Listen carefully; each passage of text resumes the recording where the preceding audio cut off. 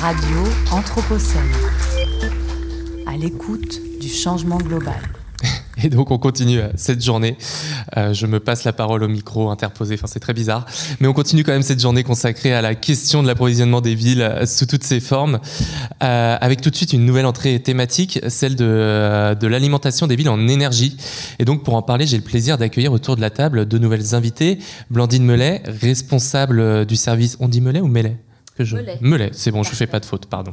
Responsable donc du service transition énergétique au sein de la direction environnement, écologique et énergie de la métropole de Lyon. Et donc, bonjour, merci d'être avec nous. Bonjour. Vous êtes venu aujourd'hui pour nous parler du réseau de chaleur urbain lyonnais. Et à côté de vous, Virginie Chaput, doctorante en sciences de l'information et de la communication à l'université Jean Moulin Lyon 3. Et Virginie, tu fais une thèse sur les discours et les imaginaires de la transition énergétique. Bonjour. Bonjour. Donc Virginie, tu es une habituée de Radio Anthropocène puisque tu tiens sur nos ondes une chronique régulière qui s'appelle Énergie. Et justement, on va commencer tout de suite avec cette chronique que tu as préparée spécialement pour l'occasion. On t'écoute. Bonjour à toutes et à tous. Donc, dans la chronique du jour, je vais vous proposer d'embarquer avec moi dans un petit exercice de pensée. Alors une fois n'est pas coutume, puisque j'ai l'habitude dans mes chroniques de souligner les paradoxes de nos organisations énergétiques modernes ou les inepties technologiques qui sont censées nous aider à utiliser moins d'énergie et qui, pour mener à bien ce beau projet, ont besoin d'énormément d'énergie. Là, je vais changer. Au programme du jour, on va essayer d'imaginer la ville idéale.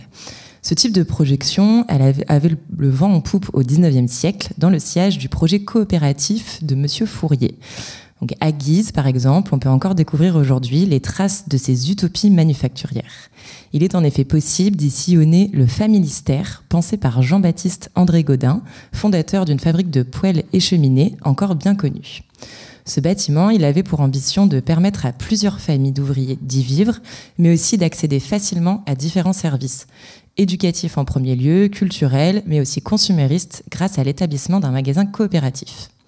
Et donc, si la passion pour la productivité et les limites que l'on voit clairement d'une organisation où se mêlent autant travail et vie personnelle et familiale, il n'empêche que ce type de projet est particulièrement intéressant dans sa propension à positionner en son centre la recherche de satisfaction des besoins fondamentaux et le développement d'une qualité de vie certaine, seulement peut-être un peu trop contingente à la mise à disposition du patron de sa force de travail. Aujourd'hui, les recherches utopistes pour mettre sur pied des cités idéales de travailleurs sont abandonnées, mais on continue d'imaginer des espaces de vie utopiques qui répondraient à nos enjeux contemporains. Donc il y a de nombreux architectes qui se mesurent d'ailleurs déjà à l'exercice, comme Paolo Soleri qui imaginait en 1970 l'éco-village prototype Arco Santi en Arizona, fondé sur des infrastructures à l'empreinte environnementale très limitée, mais en mesure de répondre aux besoins des habitants, ou encore le studio néerlandais Water Studio, qui propose des installations bleues, soit des infrastructures offshore entièrement végétalisées pour apaiser les villes côtières mises en difficulté face au dérèglement climatique. Globalement, nos villes idéales contemporaines, elles sont résilientes, végétalisées, accueillantes pour la biodiversité endémique et surtout autonomes pour limiter les flux nécessaires à leur fonctionnement. C'en serait donc fini des grandes villes abreuvées par des réseaux très polluants, empruntés par des fournisseurs de denrées alimentaires, manufacturières ou énergétiques. La cité idéale moderne permettrait de tout faire sur place. De mon côté, j'ai donc envie de prendre part à cette activité de projection collective et j'ai pensé à quelques leviers qui me semblent pertinents pour que les villes soient autonomes, pour ce qui concerne l'énergie en tout cas, et donc en partie respectueuses des limites planétaires. Une première décision qui serait en mesure de bouleverser nos modalités organisationnelles serait de reconnaître le rôle crucial que les habitants et habitantes d'une ville jouent dans la structuration de son modèle énergétique. Très concrètement, les citoyens et citoyennes peuvent déjà participer à la production d'énergie en installant des dispositifs relatifs à l'autoconsommation. Ensuite, il est nécessaire d'intégrer les individus à un processus ambitieux visant la politisation de l'énergie, et ce en invitant tout le monde à participer aux prises de décision et à l'élaboration des stratégies collectives relatives au sujet. Cette approche assurerait une conception de l'organisation énergétique ne se satisfaisant pas des seules considérations consuméristes et économiquement profitables, mais embrassant une vision bien plus large. Si on mesure l'énergie dans toute sa complexité politique, on aborde en effet de front les questions environnementales, sociales et géopolitiques s'y afférents. De fait, on participe à un accroissement d'une conscientisation des enjeux induits par chaque décision concernant ce secteur. Et pour augmenter les possibilités de le rendre vertueux grâce à des choix d'orientation guidés par le souci de l'environnement et de la justice sociale, il faut entamer ce travail de politisation par un questionnement approfondi des besoins en énergie. Il s'agirait d'inverser la logique actuellement en vigueur et de se demander pourquoi on a besoin d'énergie, plutôt que de partir d'un état des lieux de nos consommations énergétiques pour ensuite définir un système de production et de distribution performant. Et je pense que cette approche, elle prend tout son sens et toute sa vigueur politique à la lumière de la notion de besoin artificiel, telle que proposée par le sociologue Razmid Kosheian, ou Kosheian, je suis pas sûre. L'auteur oppose ainsi les besoins artificiels des besoins authentiques, qui englobent les besoins inévitables, puisque relatifs à notre survie physique, et ceux importants pour notre bien-être. La recherche de cette redéfinition authentique offre des perspectives d'émancipation face à la facticité de besoins toujours plus grands, générés par des frustrations entretenues par le capitalisme néolibéral, comme par exemple le besoin de posséder le dernier iPhone ou de racheter un énième t-shirt vert. Cette réflexion, elle doit s'inscrire dans une démarche démocratique pour être juste et serait à la source d'une planification écologique et sociale de nos organisations sociales qui redéfinirait, à l'aune de ce périmètre réduit des besoins auxquels répondre, les logiques de répartition et d'usage de nos ressources, y compris énergétiques.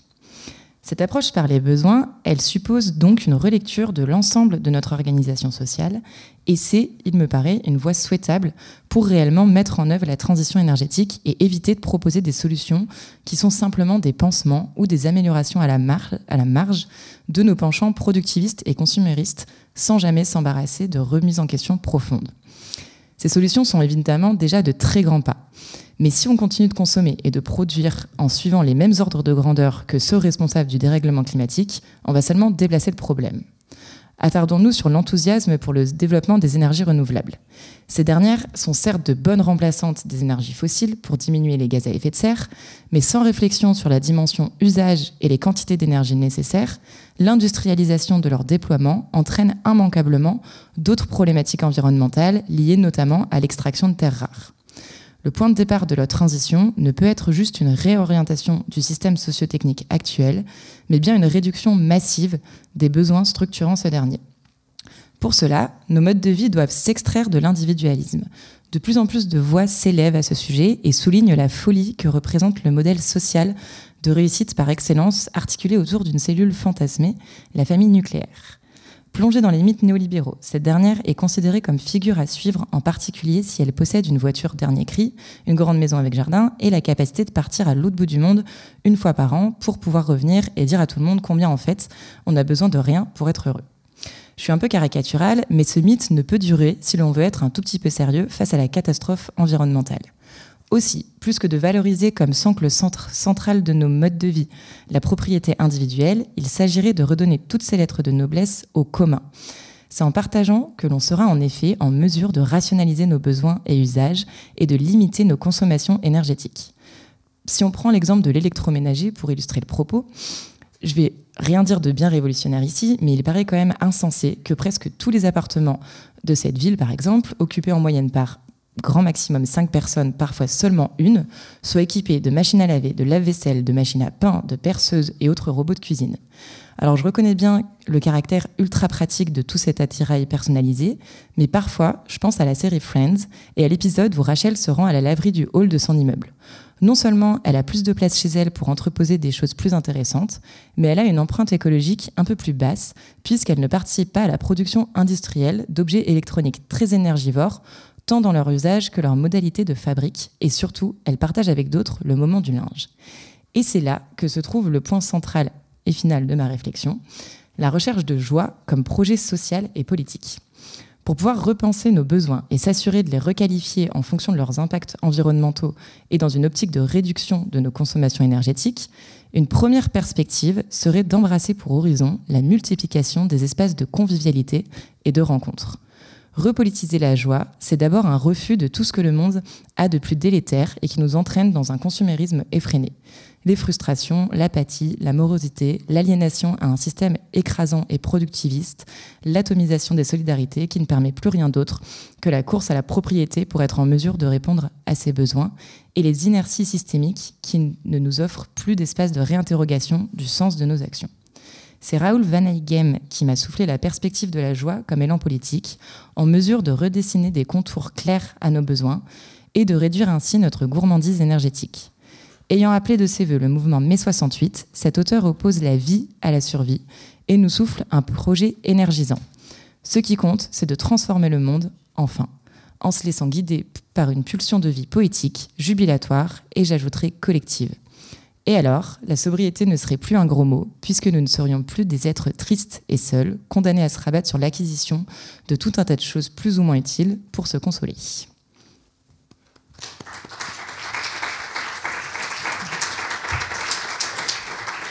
Merci beaucoup Virginie Chaput pour cette chronique. Blandine Mellet, une réaction peut-être justement à cette chronique. J'imagine que ces questions d'implication citoyenne et de pluralité de la gouvernance ne vous sont pas tout à fait étrangères. En effet, le sujet de la place du citoyen dans les politiques publiques de transition, elle est forcément centrale. Elle est centrale parce que le citoyen, à titre individuel ou quand il est travailleur, quand il est intégré dans le collectif, c'est le consommateur. Donc quelque part, c'est le client quand on parle d'énergie pour la matière qui me concerne. Et donc, il y a un enjeu de travailler avec le consommateur final pour être dans cette logique d'optimisation des besoins et de sobriété dont on a parlé à l'instant. Et puis, le citoyen, c'est le destinataire des politiques publiques, donc c'est forcément un interlocuteur. Donc tout ça, c'est la théorie. En pratique, parfois, il n'est pas forcément très simple de parler énergie avec le citoyen, qui peut être un sujet un peu aride. Et donc, on est dans des échanges avec les citoyens qui sont de nature diverse. On a des associations sur le territoire qui travaillent sur l'énergie, avec lesquelles on collabore. On a affaire aux citoyens en tant que clients du service public, dont on parlera sans doute plus tard. On prend la parole du citoyen pour orienter nos politiques énergétiques. Donc, on va parler à Lyon. Il y a un dispositif tout à fait particulier qui est intéressant quand on s'intéresse à l'alimentation en énergie. C'est un dispositif technique qui n'existe pas dans toutes les villes. C'est le réseau de chaleur urbain. Est-ce que vous pouvez nous expliquer un petit peu ce que c'est que ce réseau de chaleur urbain ? Bien sûr. Alors, de quoi parle-t-on ? Donc, le réseau de chaleur urbain, qu'on désigne entre nous par l'acronyme court et efficace de RCU, est un système de distribution de chaleur qui se distingue par le fait que cette chaleur est produite de manière centralisée, donc par des installations industrielles, et cette chaleur est distribuée par des canalisations qui cheminent sous la chaussée. Ce sont des canalisations qui véhiculent de l'eau chaude. Cette eau chaude, elle est véhiculée jusqu'au bâtiment, jusqu'au pied des bâtiments, où elle est distribuée par des interfaces qu'on appelle des sous-stations. Donc ces sous-stations, c'est une interface entre le réseau public et le réseau privé qui est à l'intérieur du bâtiment. Et donc là s'arrête le service public. Le réseau privé est géré par le gestionnaire du bâtiment, que ce soit une copropriété, un hôpital, un immeuble de bureaux. Donc trois éléments dans le réseau de chaleur urbain: des installations de production énergétique, des canalisations et les sous-stations en pied de bâtiment. Et justement, c'est quoi ces installations de production énergétique ? Alors c'est tout l'intérêt du réseau de chaleur urbain, c'est qu'on peut y brancher plusieurs types de production énergétique. Évidemment, notre intérêt, dans le sens des politiques publiques de transition énergétique, c'est de venir y brancher le plus possible d'énergie renouvelable et de récupération. Très concrètement, aujourd'hui, qu'est-ce qui alimente le réseau de chaleur urbain de la métropole de Lyon ? Ce sont les incinérateurs Lyon Sud et Lyon Nord, à Gerland et à Rieux-la-Pape. Ce sont des chaufferies bois, plusieurs chaufferies bois qui sont connectés à nos réseaux. Et pour le solde, parce qu'on ne réussit pas encore à produire de manière plus vertueuse, ce sont des installations gaz. Donc pour faire un petit portrait du réseau de chaleur urbain de la métropole de Lyon, des réseaux de chaleur urbain, je devrais dire. Donc on a aujourd'hui 7 réseaux de chaleur urbain qui desservent le territoire et qui desservent ce qu'on appelle un nombre d'équivalents logements. Donc on dessert l'équivalent de 100 000 logements sur le territoire de la métropole de Lyon. Ouais, j'ai une question peut-être un peu naïve, mais l'eau chaude donc, qui transite dans ces canalisations, comment on fait pour pas qu'elle se refroidisse en cours de route? Parce que je suppose que les distances parcourues sont assez grandes. Alors on isole les réseaux, on les isole très bien. Ouais. C'est peut-être important de revenir à cette histoire. Il faut savoir que le réseau de chaleur urbain, ce n'est pas un outil nouveau des collectivités. C'est un outil qui est d'ailleurs relativement ancien. Le réseau le plus ancien sur le territoire de la métropole de Lyon, c'est le réseau du quartier des gratte-ciel à Villeurbanne, et qui a l'âge du quartier. Donc qui date de 1930 et des poussières. Et donc ces réseaux ont pu avoir pendant longtemps une réputation d'être des systèmes énergétiques peu performants, déperditifs, parce que leur histoire est celle des grands ensembles, et leur histoire est une histoire ancienne, et donc à l'époque, en 1930, l'énergie était moins chère, et donc on n'avait pas des enjeux de sobriété et d'efficacité comme aujourd'hui, et puis des technologies un petit peu différentes. Donc ces réseaux n'étaient pas isolés, et donc effectivement étaient déperditifs. Aujourd'hui, une grande partie de notre travail en tant que collectivité, c'est aussi de rénover ces réseaux anciens, de les isoler, pour faire en sorte qu'on perd un peu d'énergie, mais aujourd'hui, c'est peu significatif sur la distance. Okay. Alors on va juste faire peut-être un petit ajustement technique. Je vais vous proposer de prendre le micro à la main. Comme ça permettra, vu que vous êtes au milieu, de tourner la tête de droite et de gauche sans perdre ça me paraît plus la qualité sonore pour nos auditeurs. Ce réseau de chaleur, c'est également un réseau de froid, non? Alors, ce sont des réseaux différents. D'accord. On a des réseaux de chaleur d'une part et des réseaux de froid d'autre part. 7 réseaux de chaleur, je vous l'ai dit, et 2 réseaux de froid. Le premier dans le quartier Pardieu, le deuxième dans le quartier de Gerland. Ce qu'il faut peut-être savoir sur ces réseaux, c'est que pour trouver un intérêt à créer des canalisations qui cheminent sous la Paris, il faut avoir une densité énergétique importante. Et donc, on a un petit problème technique. Est-ce que c'est résolu? Oui. Ah, pardon. C'est le branchement qui bouge un tout petit peu. Ok. Voilà. Ah. Et non, c'est pas mieux. C'est terrible, on va essayer avec le deuxième micro. Voilà, celui-là, il fonctionne. On est désolé pour ce contretemps. Oui, je disais que ces réseaux, pour se justifier d'un point de vue technico-économique, ils ont besoin d'un ingrédient qui est fondamental, qui est la densité. C'est-à-dire qu'on sait faire des réseaux de froid ou de chaleur urbain qui sont efficaces dans la ville dense. Et quand on sort de la ville dense, l'équation technico-économique ne marche pas très bien. Non, vous vouliez pas rajouter quelque chose. Et pour continuer donc sur ce sujet-là, qui est-ce qui sont les bénéficiaires? C'est plutôt des particuliers, des bureaux, des équipements publics? Comment ça marche? Oui, alors ce qui m'amène peut-être à parler de la deuxième condition d'existence de ces réseaux. On a parlé de la densité comme première condition. La deuxième condition, c'est que les clients, les bénéficiaires finaux soient chauffés de manière collective. On ne sait pas amener des réseaux à des logements qui sont chauffés de manière individuelle. Donc, très concrètement, les clients, ce sont les entreprises, ce sont les bailleurs sociaux, ce sont les copropriétés, mais on peut avoir des hôpitaux également qui sont raccordés, des universités qui sont raccordées au réseau de chaleur urbain, entre autres. Et donc, tous les consommateurs importants dans le tissu urbain. Et comment on fait si on veut se raccorder? Alors, si on veut se raccorder, on contacte le délégataire de la métropole, ce qui m'amène à parler un petit peu des modes de gestion, peut-être, du réseau de chaleur urbain. Le réseau de chaleur urbain, c'est un service public, comme peut l'être le service public de l'eau, de l'assainissement, des déchets, sauf que le réseau de chaleur urbain, il n'est pas universel, c'est-à-dire que, comme je vous l'ai dit, il n'existe que dans la ville dense, donc tous les consommateurs ne peuvent pas en bénéficier. L'essentiel des collectivités qui disposent d'un réseau de chaleur urbain ont choisi de confier cette gestion dans le cadre de concessions à des opérateurs privés, des énergéticiens, qui assurent pour nous la gestion du service public. Donc ce sont eux qui assurent les investissements, l'exploitation du réseau au quotidien, mais également la commercialisation de la chaleur. Donc on a des équipes aujourd'hui professionnelles qui sont en charge de commercialiser cette chaleur, qui le font de manière proactive, ou alors qui répondent aux demandes des copros, des universités, des hôpitaux qui ont envie de se raccorder. Donc, très concrètement, la métropole met à disposition des clients intéressés les coordonnées des délégataires concernés par les différents réseaux. Alors vous avez commencé un petit peu à y répondre. Et du coup, maintenant que l'on sait bien isoler ces réseaux, c'est quoi l'atout par rapport aux autres systèmes de chauffage du réseau de chaleur urbain ? Oui, alors le premier atout, évidemment, c'est le réseau de chaleur urbain, c'est un outil très puissant au service de la transition énergétique du territoire. Quand on parle de transition énergétique, on parle de sobriété, on parle d'efficacité, on parle d'énergie renouvelable. Et donc, les énergies renouvelables, elles permettent de créer de l'électricité renouvelable ou de la chaleur renouvelable. Et ce qu'il faut savoir, c'est que malgré le réchauffement climatique, malgré le climat qui change, l'essentiel de la consommation d'énergie sur notre territoire, comme d'autres territoires en France et dans le monde, ça reste de la chaleur. Et donc, il y a un enjeu majeur à venir réduire ces consommations de chaleur et à les décarboner.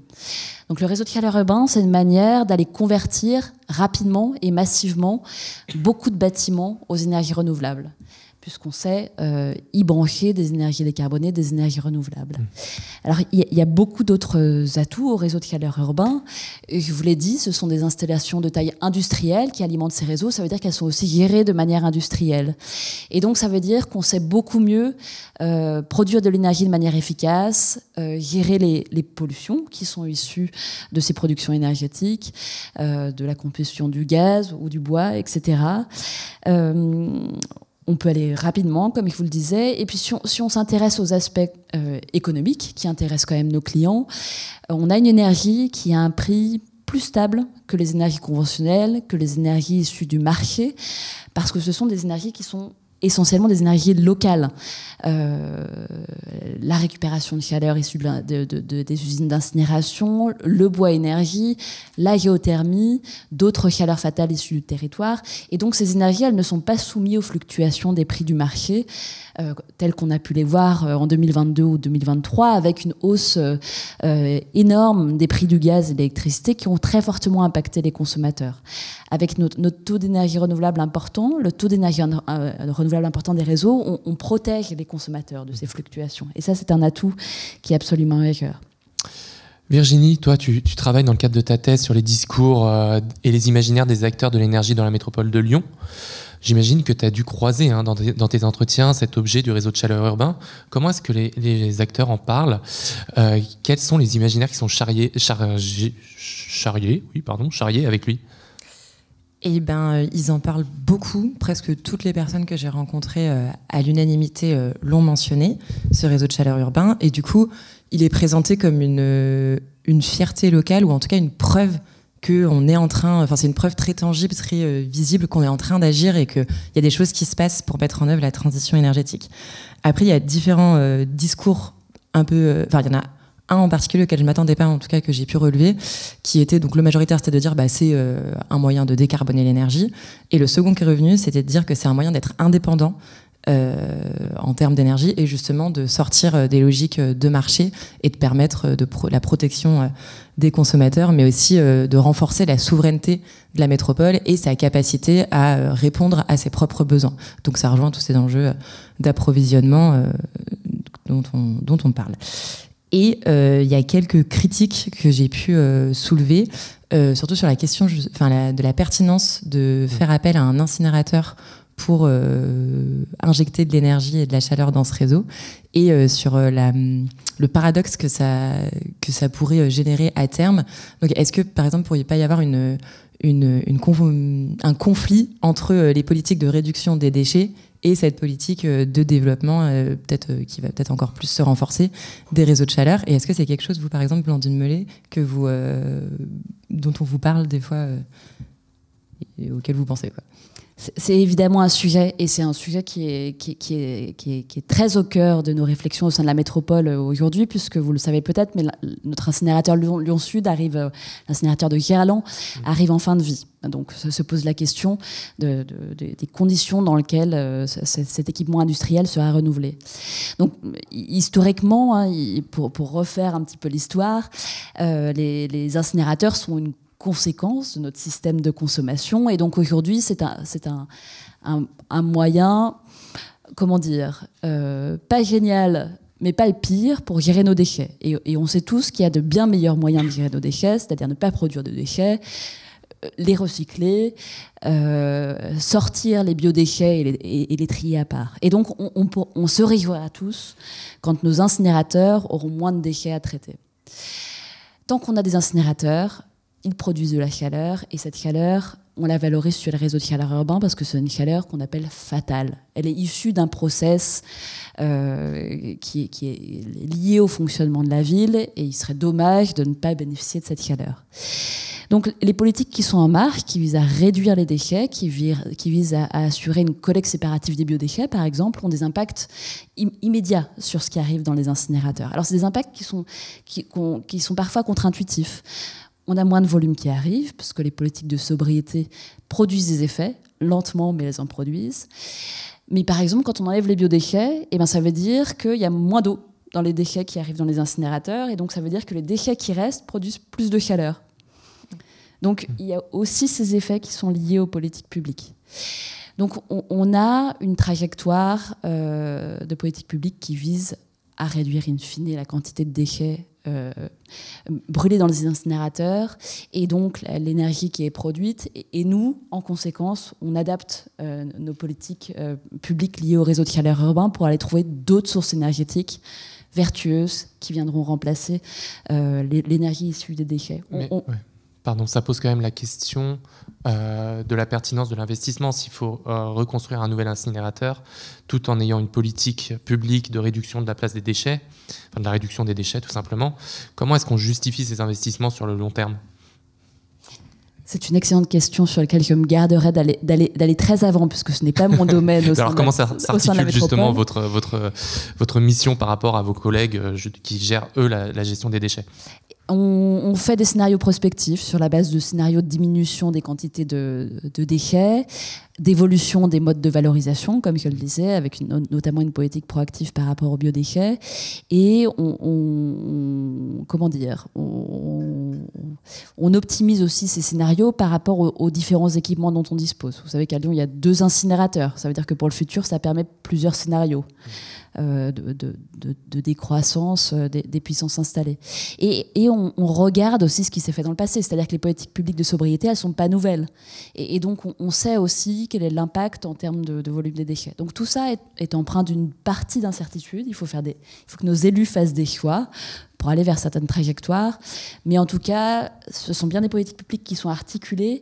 Et aujourd'hui, la politique publique de l'énergie, elle prend les hypothèses de la politique publique des déchets. C'est-à-dire que c'est pas l'inverse, quelque part. On n'est pas en train de dire à nos collègues « mettez des déchets dans les incinérateurs pour qu'on puisse alimenter nos réseaux ». Ce serait absolument contre-productif par rapport à la pensée de nos élus.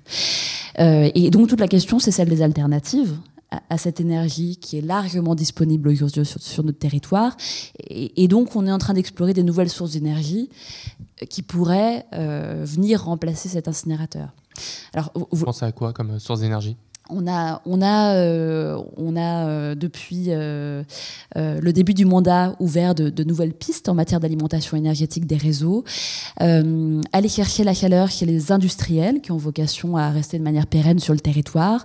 Notamment, on a inauguré l'année dernière une installation avec un industriel de Vénissieux qui produit du carbone graphite et qui a des process très, très producteur de chaleur et qui va venir alimenter nos réseaux avec la chaleur qui est issue de son process. Alors c'est quand même une sacrée victoire pour le service public parce que nos modèles à nous, qui sont des modèles de long terme, on réalise des investissements qui s'amortissent sur 30 ans, 35 ans, sont pas les modèles des industriels qui ont des modèles sur des durées beaucoup plus courtes et qui ont parfois du mal à s'engager sur des durées longues. Donc ces nouvelles sources d'énergie, elles sont issues aussi de négociations avec les acteurs du territoire qui sont longues et pas simples. Un autre exemple peut-être, qui est là une valorisation d'une autre ressource en interne. Pour l'écoquartier de la Soleil à Oulin, on va utiliser une source d'énergie très locale qui est la chaleur qui est véhiculée par le collecteur des eaux usées qui va jusqu'à la station d'épuration de Pierre-Bénite. Et donc on récupère la chaleur qui est dans cette eau pour chauffer le quartier. Alors, je voulais qu'on revienne, pour conclure un peu cet échange, sur plutôt sur une question de vocabulaire, parce que vous êtes responsable, donc je rappelle, à la métropole du service transition énergétique. Et donc je voulais vous demander ce que vous mettez derrière ce terme transition énergétique, la définition pour la métropole, et ça me permettra ensuite de donner la parole à Virginie, et afin de savoir comment elle, dans sa thèse, elle analyse les différents discours sur cette question de la transition énergétique. Blandine Mellet, pour commencer. Alors pour la métropole, on va s'en référer très, très facilement au triptyque négawatt. La transition énergétique, c'est sobriété avant tout, on réduit les consommations. Efficacité, on va chercher de la performance dans nos équipements et en dernier lieu les énergies renouvelables. Et on espère qu'à travers le réseau de chaleur, on peut faire un peu de tout ça. Virginie. Alors, moi, ce que j'ai remarqué, c'est qu'en effet, à peu près tous les acteurs de la transition en France se relèvent de négawatts, mais qu'il y a eu un switch dans l'ordre que vous venez de donner. Là, c'est un peu le nouvel ordre qu'on donne, sobriété, efficacité, puis énergie renouvelable, et qu'avant l'explosion des prix du coup de 2022, c'était plutôt l'inverse. Dans les discours que moi j'ai analysés, c'était vraiment les énergies renouvelables qui étaient mises en avant, en parallèle de l'efficacité, et en dernier la sobriété. Et on m'a même beaucoup dit que la sobriété pendant très longtemps était un gros mot et que c'est très très neuf de pouvoir dire il faut de la sobriété. Et donc en décortiquant tout, moi, ce que je remarque du coup dans les discours qui sont encore très structurants dans nos politiques énergétiques, c'est qu'ils sont très tournés technosolutionnisme. Donc on met beaucoup en avant les compteurs Linky, les smart grids, donc le fait de pouvoir suivre vraiment en temps réel les consommations et la distribution au travers des réseaux. J'ai remarqué qu'il y avait du coup de très forts enjeux d'image et de représentation. Et en fait, ça, je l'explique par une forme d'hybridation, mais qui est du coup contingent au fait qu'on est dans une période de transition, entre d'un côté un imaginaire qui se veut décarboné, durable et viable sur le long terme, et en même temps l'imaginaire du progrès technique qui est hérité du XXe siècle et de tous les mythes liés à la croissance. Et par exemple, quand on regarde le projet de la confluence, il articule à la fois la mise en avant d'énergies renouvelables, la possibilité pour les habitants de suivre numériquement leur consommation, et donc et la performance du bâtiment. Et c'est ce terme-là qui est utilisé. On parle de bâtiments performants et pas de bâtiments sobres. Et donc pour moi, ça c'est assez révélateur d'une vision de la transition énergétique qui serait au service d'une croissance et qui nous permettrait de continuer à aller dans le sens du progrès et non pas de la décroissance qui, à bien des égards, peut faire peur. Et sur le discours de la métropole, comment tu l'analyses, toi ? Et ben globalement, en tout cas dans la politique publique que j'ai étudiée, moi c'est le schéma directeur des énergies, donc qui a été conçu par le mandat précédent, et ça, c'est à peu près ces leviers-là qui reviennent le plus, avec quand même des mentions de la sobriété, mais avec une petite particularité, c'est que la sobriété elle est demandée aux citoyens, donc il y a pas mal de dispositifs qui sont pensés pour les aider à réduire leur consommation, mais par contre il y a une phrase vraiment dans le schéma directeur des énergies qui dit les entreprises ne sont pas intéressées par la sobriété car l'énergie ne coûte pas cher. Mais donc ce schéma il a été voté en 2019, du coup ça fonctionnait pour l'époque. Là aujourd'hui, je suis pas sûre que les entreprises disent la même chose. Mais moi j'ai trouvé, ça m'interroge quand même de me dire donc les entreprises sont pas intéressées, donc on leur parle pas de sobriété. Point barre. Et c'est prévu un peu dommage. Il est prévu d'être révisé ce schéma ou pas du tout ? Alors le schéma directeur des énergies de 2019, c'était, on va dire, un objet un peu initiatique. C'est-à-dire que la métropole venait de prendre ses compétences dans le domaine de l'énergie, ses pleines compétences. Donc on n'aura pas de nouveau schéma, qui n'est pas un schéma, qui est pas un travail obligé pour la métropole. Par contre, la politique énergétique, elle s'inscrit dans notre plan climat qui est en cours de révision. Peut-être une précision par rapport à cette approche du rôle des citoyens et des entreprises. Je n'étais pas là à l'époque où le schéma directeur a été produit, mais je pense ne pas me tromper en disant que l'esprit n'était pas de déresponsabiliser les entreprises, mais bien de d'écrire un cadre stratégique qui exploite les moyens de la collectivité. C'est-à-dire que la métropole de Lyon, elle a des moyens réglementaires, elle a des leviers de négociation avec les acteurs du territoire, mais elle peut agir dans certains champs de manière plus forte que dans d'autres. Et donc, la métropole est en charge du développement des réseaux de chaleur, de la politique publique de l'habitat, de l'urbanisme, mais elle a des moyens assez restreints et qui sont l'ordre de la négociation, du partenariat avec les entreprises du territoire, parce que ce n'est pas une compétence qui lui échoit. que de travailler sur le développement économique, que de travailler sur la régulation des acteurs économiques. Et donc, les leviers d'action envers les entreprises dans le schéma directeur sont effectivement de moindre ampleur du fait de champs de compétences qui ne concernent pas ce type d'acteurs. Eh bien, Virginie, tu voulais ajouter quelque chose ? Oui, qui complète et qui conclut et qui va dans le même sens, c'est que quand même le résultat majeur que je vois dans moi toute ma thèse, c'est que les territoires ils sont globalement à une posture assez difficile où justement ils sont tiraillés entre ce qu'ils peuvent mettre en œuvre selon leurs compétences et en même temps entre des exigences de développement qui leur incombent et une volonté de proposer un service public fort et protecteur de l'énergie. Donc ça rejoint justement ces arrangements qui sont possibles de faire en discours. Eh bien, Blandine Mellet, merci beaucoup. Je rappelle que vous êtes responsable du service transition énergétique au sein de la direction environnement, écologie et énergie de la métropole de Lyon. Un grand merci pour votre présence cet après-midi. Merci. Virginie également, merci beaucoup. Je rappelle que tu es doctorante en sciences de l'information et de la communication à l'université Jean Moulin Lyon 3, que tu fais une thèse sur les discours et les imaginaires de la transition énergétique et que tu es évidemment une chroniqueuse régulière de Radio Anthropocène. Et on peut retrouver ta chronique et toutes les émissions d'ailleurs de Radio Anthropocène sur l'ensemble des plateformes de podcast. Merci à toutes les deux. À très bientôt sur Radio Anthropocène. Je vous propose de faire une petite pause musicale et puis on se retrouve juste après pour un entretien Anthropocène. Radio Anthropocène. À l'écoute du changement global.